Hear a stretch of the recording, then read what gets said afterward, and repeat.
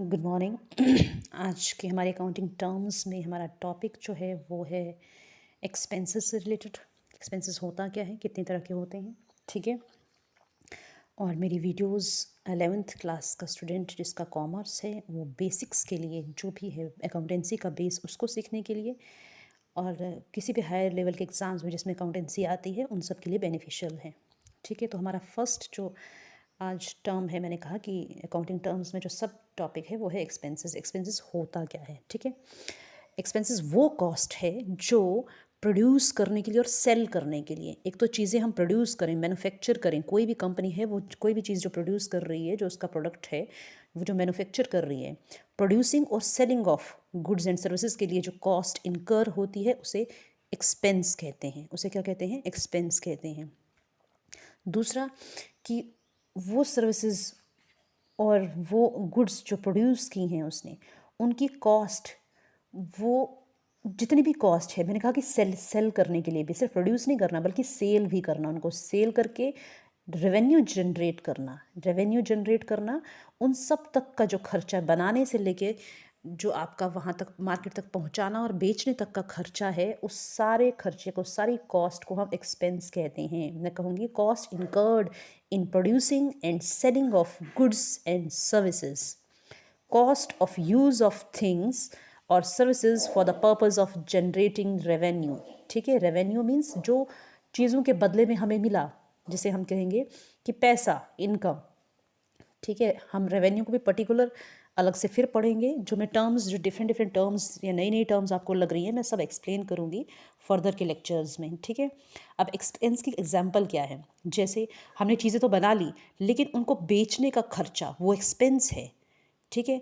जो हमारा कमीशन जो हम दे रहे हैं वो एक्सपेंस है बिजनेस का। हमने रेंट पे किया, वो एक्सपेंस है, क्योंकि रेंट पे करना, वह जहाँ पे प्रोडक्शन हो रही है जिस बिल्डिंग में, वहाँ का रेंट पे करना, वो भी तो पूरा जिस महीने में हमने प्रोड्यूस किया है उस महीने का रेंट बन रहा है। तो ये सारी जितने भी छोटे छोटे खर्चे हैं वाइल प्रोड्यूसिंग एंड सेलिंग जो हो रहे हैं till the generation of revenue, वो सारे कॉस्ट, वो सारी खर्चे हमारे एक्सपेंस कहलाते हैं। अब आते हैं हम वो एक्सपेंसेस के अंदर। प्रीपेड एक्सपेंसेस क्या होता है? प्रीपेड एक्सपेंसेस वो एक्सपेंसेस होते हैं जिनको हम एडवांस में पे करते हैं, those expenses which are paid in advance, ठीक है। अब एडवांस में हम क्या पे करते हैं? मैं नॉर्मल से एग्जांपल दूंगी आपको। हम रिचार्ज करवाते हैं, ठीक है, किसी भी सिम का रिचार्ज करवाते हैं, हम एडवांस में पे करते हैं। प्रीपेड की बात करूँगी मैं।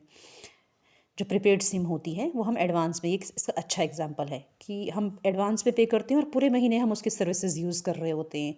तो जब बिज़नेस एडवांस में कोई चीज़ पे करता है तो वो उसके लिए एसेट होता है ऑब्वियसली, क्योंकि पूरे महीने वो उसका बेनिफिट या पूरे साल वो उसका बेनिफिट लेता रहेगा। सपोज़ रेंट एडवांस में पे कर दिया, ठीक है। वैसे ही जो हम जो कस्टमर हैं, हमारे लिए एसेट नहीं होगा, हमारे लिए भी एसेट होगा, लेकिन जिस कंपनी का हमने रिचार्ज करवाया है, सपोज जियो की सिम हमने रिचार्ज करवाई, तो वो जियो की लाइबिलिटी है, वो पूरे महीने हमें सर्विसेज देगा। That is the liability of that company, that business. अगर हम कस्टमर एज ए कस्टमर देखते हैं तो कि मैंने रिचार्ज करवाया, मेरे को तो एसेट है, लेकिन वो लाइबिलिटी है किसकी? जिस जिस सिम का मैंने रिचार्ज करवाया है। Same in case of business, अगर मैं बिजनेस हूँ और मैंने एडवांस में किसी को पे कर दिया है, सपोज रेंट पे कर दिया है, बिजली का बिल पे कर दिया है मैंने, तो वो सारी चीज़ें क्या हैं? मेरे बिजनेस के लिए एसेट हैं और फर्दर जो नेक्स्ट पार्टी है उसके लिए वो लाइबिलिटीज़ हैं। ये था प्रीपेड एक्सपेंसेस जो हमने एडवांस में पे कर दिया, ठीक है। प्रीपेड का सीधा प्रीपेड सिम से आप याद रख सकते हैं। नेक्स्ट है हमारा आउटस्टैंडिंग एक्सपेंसेस। पहले मैं एक्सपेंसेस कवर करूंगी, फिर हम आते हैं इनकम पे। नेक्स्ट है हमारा आउटस्टैंडिंग एक्सपेंसेस। कहता है खर्चा हो चुका है लेकिन हमने पे नहीं किया है। पोस्ट पेड की बात कर लेते हैं। पोस्ट पेड सिम में क्या होता है? हम लास्ट पे करते हैं बिल, ठीक है। वह कहता है खर्चा हो चुका है बट हमने पे नहीं किया है। सपोज महीने का किराया जो है वो हो गया है ड्यू, एक्सपेंसेस जो है ड्यू हो गए हैं बट हमने अभी पे नहीं किए हैं। वही बिजली का किराया आता है हमारा, इलेक्ट्रिसिटी बिल, तो ये उसकी एग्जांपल है।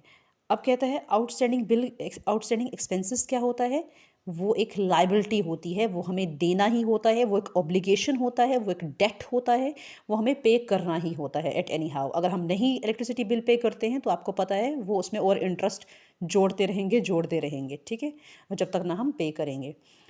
तो ये था हमारा आउटस्टैंडिंग एक्सपेंसेस की। आउटस्टैंडिंग एक्सपेंसेस बिजनेस के लिए लाइबिलिटी होती है और प्रीपेड एक्सपेंसेस बिजनेस के लिए एसेट होता है, ठीक है। अब आते हैं हम इनकम पे। एक्योर्ड इनकम क्या होता है? एक्योर्ड इनकम होता है कि हमने अर्न तो कर लिया है but not received yet. Accrued income क्या होता है कि हमने accrued incomes are those income, ये एक्सपेंस नहीं है, ये इनकम है, इनकम खर्चा नहीं है, ये कमाई है, ठीक है। Are those income which are earn but not received yet, ठीक है। तो ये हमारी हो गई एक्योर्ड इनकम। जैसे महीने की सैलरी, हमने पूरा महीना काम किया, हमने हमारी बनती है वो, दैट इज़ ड्यू, अर्न कर ली हमने, बट अभी तक हमारे अकाउंट पे क्रेडिट नहीं हुई है, अभी तक हमारे अकाउंट पे आई नहीं है, ये वैसी वाली इनकम है, ठीक है। सेम जैसे एक बिजनेस ने कुछ चीज़ें क्रेडिट पे बेचती हैं, क्रेडिट सेल कर दिया है उसने, ठीक है। अब उसे पता है कि बेच तो दिया है और पैसा तो आएगा बट येट नॉट रिसीव्ड, अभी दिया नहीं है, मीन्स डेटर्स क्रिएट हुए हैं and debtor is also asset, लेकिन अभी पहुंचा नहीं है हमारे अकाउंट में, अभी उनने पे नहीं किया है, ठीक है। नेक्स्ट चलते हैं हम परचेजेस के ऊपर। डेटर्स और क्रेडिटर्स का कॉन्सेप्ट पूरा एक लेक्चर बनेगा उसके लिए, वो मैं कल करवाऊंगी, ठीक है। परचेजेस क्या होता है? परचेजेस हमने कोई चीज़ खरीदी बट फॉर रिसेल पर्पज़ के लिए, रिसेल करने के लिए। ऐसा नहीं है कि मैंने खरीद ली और मैंने घर पे रख ली, नहीं। बिजनेस के परचेजेस का मतलब है, अकाउंटेंसी में परचेजेस का मतलब है हमने खरीदा for resale to earn profit, ठीक है। हमने खरीदा लेकिन क्या करने के लिए? प्रॉफिट अर्न करने के लिए।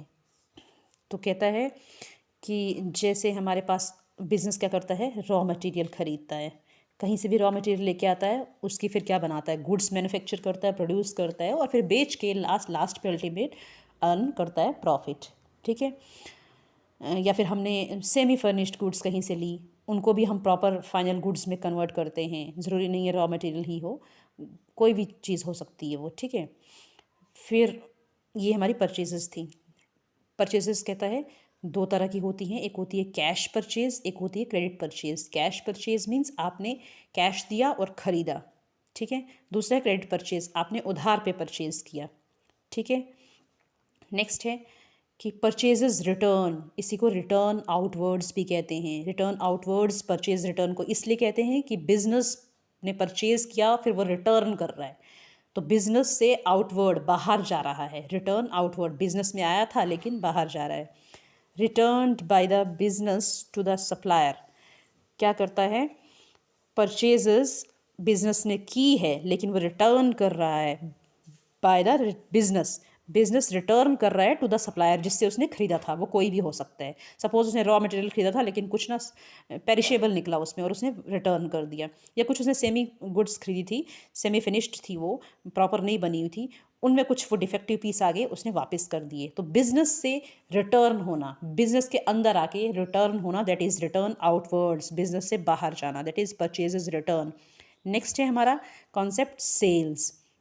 सेल्स क्या होता है? सेल्स में आता है दो कंडीशंस हैं, दो मैंडेटरी पॉइंट्स हैं। ट्रांसफ़र ऑफ ऑनरशिप, किसकी? गुड्स की, गुड्स की ऑनरशिप का ट्रांसफ़र होना सेल्स में आता है। सेल्स में जैसे मैं बिजनेस हूँ, मैंने कोई चीज़ सेल कर दी तो ऑब्वियसली मेरे यहाँ से पहले मेरी ऑनरशिप थी उसके ऊपर, जब मैंने उसको सेल कर दिया तो वो ऑनरशिप क्या हो गई? ट्रांसफ़र हो गई। किसके बदले में ट्रांसफ़र हुई? वो उसके बदले में एक प्राइस फिक्स किया गया।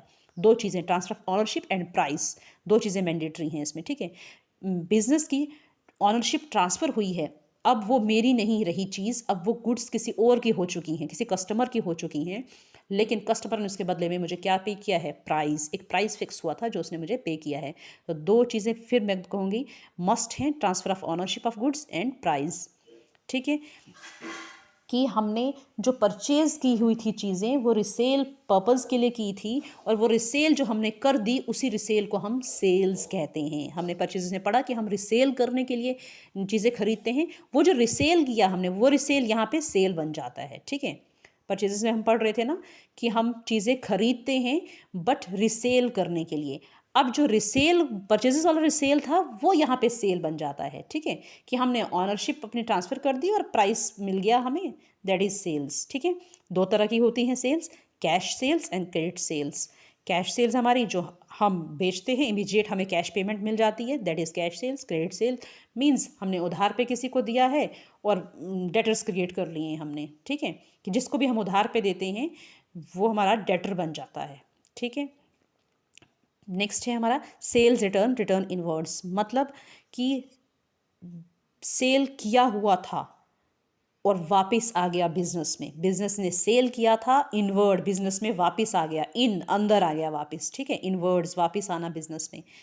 अब कहता है कि return from customers to business, suppose customer satisfied नहीं हुआ, कस्टमर को लगा ये मेरे काम का नहीं है, मैंने ज़्यादा पे कर दिया, किसी भी तरीके से कस्टमर किसी भी रीज़न से, क्योंकि customer is the king of market, you know, वो कोई भी रीज़न लेके आपको चीज़ वापस कर सकता है, that is sales return, return inwards कहते हैं उसे, ओके। और एक और टर्म होती है टर्नओवर, TURNOVER, टर्नओवर। टर्नओवर होता है वो sales, the total sales made in particular period, किसी पर्टिकुलर पीरियड में, पर्टिकुलर पीरियड की बात कहूँगी मैं तो particular period means 1 year can say, तो 1 साल या पर्टिकुलर पीरियड के अंदर जितनी भी टोटल सेल्स हुई होती हैं उनको हम टर्न ओवर कहते हैं। आज का टॉपिक एक्सपेंसेस से स्टार्ट हुआ था और टर्न ओवर पे ख़त्म हुआ है, ना ही एक्सपेंसेस इस स्लाइड में है और ना ही टर्न ओवर इस स्लाइड में है, इसीलिए आप लेक्चर्स को प्रॉपरली स्पीड कम करके भी सुन सकते हैं, नोट्स बनाने की कोशिश करें क्योंकि आपको स्लाइड से ज़्यादा चीज़ें भी मिल रही हैं यहाँ, ठीक है। तो ध्यान रखें कि ऐसी भी टर्म्स और करवाई जा रही हैं जो स्लाइड में नहीं मेंशन हैं, तो प्लीज़ ये स्लाइड्स ही सफिशिएंट नहीं है, आप ये मतलब सोचें कि हम लेक्चर नहीं सुनेंगे और जो स्लाइड में मेंशन है उतना ही कर लेंगे, हम उसको नोट डाउन करके तो खुद से कर लेंगे, नहीं ऐसा पॉसिबल नहीं है, आपको लेक्चर सुनना पड़ेगा क्योंकि वो चीज़ें भी आपको मिलेंगी सुनने में जो यहाँ पे नहीं है। Thanks for today. कल हम डेटर्स और क्रेडिटर्स को लेके आते हैं, ठीक है, और कल का जो पूरा लेक्चर रहेगा वो डेटर्स और क्रेडिटर्स का रहेगा। Thanks a lot.